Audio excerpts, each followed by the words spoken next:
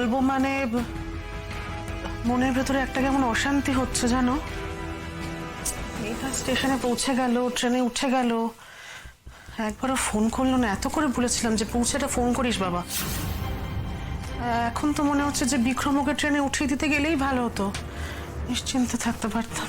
সে তো আমিও বলেছিলাম মা, কিন্তু রায়ের কলিগরা যখন একসাথে গেলই তখন ও আর শুধু শুধু গিয়ে কি করতো তাই। কিন্তু ব্যাপারটা হচ্ছে যে রাই ফোনটা কেন অফ করে রেখেছে আমি তো বুঝতে পারছি না।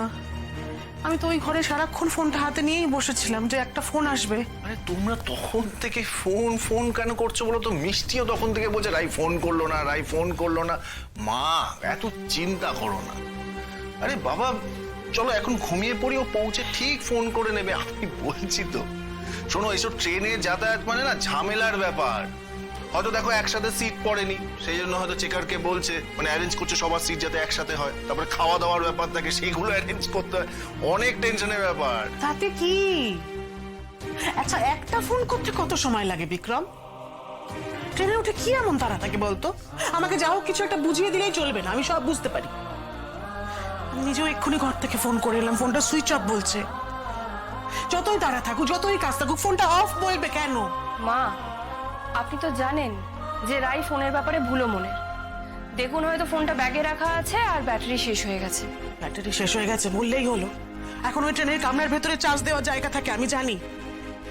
আর তাছাড়া 2-4 জনকে তো সঙ্গে নিয়ে গেছে, কারণ একটা ফোন থেকে ফোন করতে পারছে না, জানে না আমি চিন্তা করবো, বাড়ি শুদ্ধ লোক চিন্তা করবে। আমার বিক্রম, আমার কিন্তু ব্যাপারটা সুবিধের লাগছে না। একবার দেখ না কি করে খোঁজ করা যায় ওর, একবার দেখ। আমি একবার স্রোতকে ফোন করে দেখছি। হ্যাঁ ওকে ফোন করেছে কিনা জিজ্ঞেস করছি।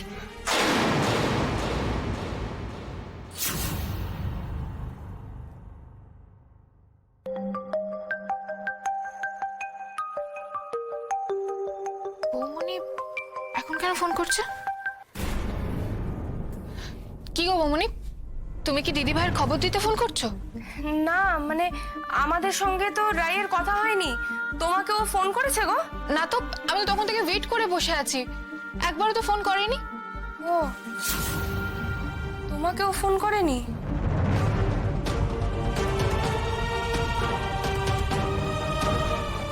সে কি গো,